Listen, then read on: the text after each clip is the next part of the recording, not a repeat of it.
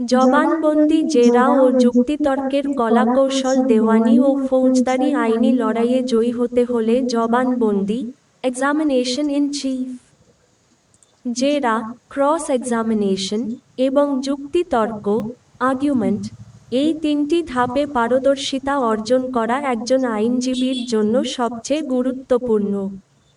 দেওয়ানি, সিভিল, ও ফৌজদারি, ক্রিমিনাল, মামলার ক্ষেত্রে এই তিনটির প্রয়োগ কৌশল কিছুটা ভিন্ন হয়। নিচে দেওয়ানি ও ফৌজদারি উভয় মামলার ক্ষেত্রে এই তিনটির প্রধান কলাকৌশল আলোচনা করা হলো। ১. জবানবন্দি, এক্সামিনেশন ইন চিফ, নিজের সাক্ষীকে আদালতের সামনে উপস্থাপন করে মামলার মূল গল্পটি বলানোই হলো জবানবন্দি। সাক্ষ্য আইনের ১৩৮ ধারা অনুযায়ী এটি প্রথম ধাপ। সাধারণ কলাকৌশল, গল্পের ধারাবাহিকতা। সাক্ষীর জবানবন্দি এমনভাবে নিতে হবে যেন পুরো ঘটনাটি একটি ক্রমানুসারী গল্পের মতো শোনায়। ইঙ্গিতবাহী প্রশ্ন, লিডিং কোয়েশ্চেন, বর্জন।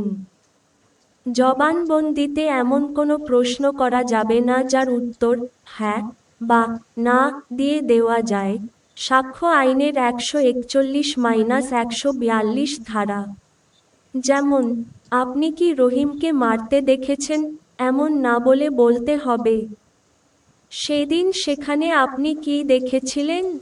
সাক্ষীকে প্রস্তুত করা, সাক্ষ্য দেওয়ার আগে সাক্ষীকে মামলার আর্জি বা এজাহারের সাথে মিলিয়ে তার বক্তব্য মনে করিয়ে দিতে হবে। তবে তাকে শেখানো বক্তব্য, টিউটেড উইটনেস, দেওয়া যাবে না। দেওয়ানি বনাম ফৌজদারি পার্থক্য। দেওয়ানি মামলা, দেওয়ানি মামলায় জবানবন্দি সাধারণত অনেক সহজ।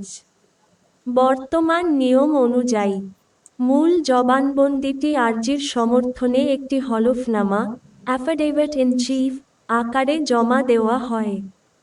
ফলে আদালতে মুখে জবানবন্দি দেওয়ার সুযোগ কম, সরাসরি জেরা শুরু হয়। ফৌজদারি মামলা, ফৌজদারি মামলায় সাক্ষীকে কাঠগড়ায় দাঁড়িয়ে মুখে জবানবন্দি দিতে হয়। এখানে ঘটনার সময়, স্থান, অপরাধের অস্ত্র এবং আসামির উপস্থিতি নিখুঁতভাবে প্রমাণ করা আইনজীবীর মূল লক্ষ্য থাকে। ২. জেরা, ক্রস এক্সামিনেশন, বিপক্ষ দলের সাক্ষীর বিশ্বাসযোগ্যতা নষ্ট করা এবং নিজের মামলার পক্ষে অনুকূল তথ্য বের করে আনাই হল জেরা। এটি ওকালতির সবচেয়ে আকর্ষণীয় ও জটিল অংশ। সাধারণ কলাকৌশল, ইঙ্গিতবাহী প্রশ্নের ব্যবহার। জেরার মূল অস্ত্রই হল লিডিং কোয়েশ্চেন। সাক্ষ্য আইনের ১৪৩ ধারা। সাক্ষীকে ব্যাখ্যামূলক প্রশ্ন করার সুযোগ দেওয়া যাবে না। প্রশ্ন হবে সুনির্দিষ্ট, যার উত্তর হবে শুধু হ্যাঁ বা না। আবেগ নিয়ন্ত্রণ ও ধৈর্য, সাক্ষীর ওপর চিৎকার করা বা রাগ দেখানো যাবে না। শান্ত থেকে সুকৌশলে তার অসঙ্গতিগুলো বের করতে হবে। অতিরিক্ত প্রশ্ন না করা। যদি কাঙ্ক্ষিত উত্তর পেয়ে যান, তবে সেখানেই থামুন। অতিরিক্ত প্রশ্ন করলে সাক্ষী নিজের ভুল শুধরে নেওয়ার সুযোগ পেয়ে যেতে পারে। সাক্ষীর বিশ্বাসযোগ্যতা ভাঙা। সাক্ষ্য আইনের ১৪৬ ধারা অনুযায়ী সাক্ষীর চরিত্র, অতীত ইতিহাস বা পূর্ববর্তী বিবৃতির অসঙ্গতি তুলে ধরে তাকে অবিশ্বাস্য প্রমাণ করার চেষ্টা করতে হবে। দেওয়ানি বনাম ফৌজদারি পার্থক্য। দেওয়ানি মামলা, জেরার মূল ভিত্তি হল দলিলপত্র, ডকুমেন্টস। আর্জি, জবাব, খতিয়ান, দলিল বা চিঠিপত্রের কোথায় অসঙ্গতি আছে, তা ধরে জেরার প্রশ্ন সাজাতে হয়। ফৌজদারি মামলা, জেরার মূল ভিত্তি হল ঘটনা, সময় এবং প্রত্যক্ষদর্শীর সত্যতা। পুলিশ বা ম্যাজিস্ট্রেটের কাছে দেওয়া আগের জবানবন্দি, যেমন ১৬১ বা ১৬৪ ধারার জবানবন্দি, এবং আদালতে দেওয়া জবানবন্দির মধ্যে অমিল খুঁজে বের করে জেরা করতে হয়। ৩. যুক্তিতর্ক, আর্গুমেন্ট, এটি মামলার শেষ ধাপ। যেখানে আইনজীবী বিচারকের সামনে পুরো মামলার একটি সারসংক্ষেপ তুলে ধরেন এবং কেন তার মক্কেল ডিক্রি বা খালাস পাওয়ার যোগ্য তা আইনি যুক্তি দিয়ে প্রতিষ্ঠা করেন। সাধারণ কলাকৌশল, আইনের ধারা ও নজির, প্রেসিডেন্টস, কেস ল, উচ্চ আদালতের, যেমন সুপ্রিম কোর্টের ডিএলআর, বিএলসি, সিদ্ধান্ত বা নজির ব্যবহার করে নিজের বক্তব্যকে জোরালো করতে হবে।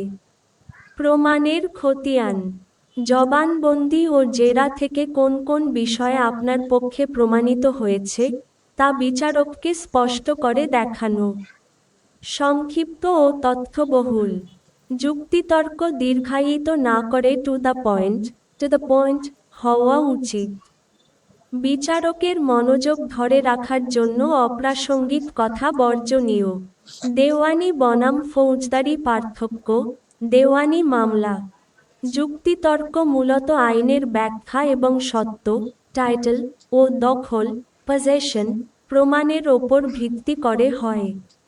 এখানে দেখাতে হয় যে প্রেপন্ডারেন্স অফ প্রবাবিলিটিস বা সম্ভাবনার ভারসাম্যের দিক থেকে আপনার মক্কেলের দাবিটি বেশি শক্তিশালী। ফৌজদারি মামলা, ফৌজদারি যুক্তিতর্কের মূল মন্ত্র হল বিয়ন্ড রিজনেবল ডাউট, সন্দেহাতীতভাবে প্রমাণ। আসামি পক্ষের আইনজীবী দেখানোর চেষ্টা করবেন যে প্রসিকিউশন, রাষ্ট্রপক্ষ, মামলাটি পুরোপুরি প্রমাণ করতে ব্যর্থ হয়েছে এবং মামলায় সন্দেহের অবকাশ, বেনিফিট অফ ডাউট, রয়েছে। অন্যদিকে রাষ্ট্রপক্ষ প্রমাণ করার চেষ্টা করবে যে আসামির অপরাধ সুনির্দিষ্টভাবে প্রমাণিত। সোনালী সূত্র, গোল্ডেন রুল। একজন সফল আইনজীবীর প্রধান কৌশল হল বিপক্ষের দুর্বলতা খোঁজার আগে নিজের মামলার দুর্বলতাগুলো নিজে খুঁজে বের করা এবং জেরা বা যুক্তিতর্কের সময় সেই দুর্বলতাগুলো যেন বিপক্ষ অস্ত্র হিসেবে ব্যবহার করতে না পারে তার জন্য আগে থেকেই আইনি প্রস্তুতি রাখা।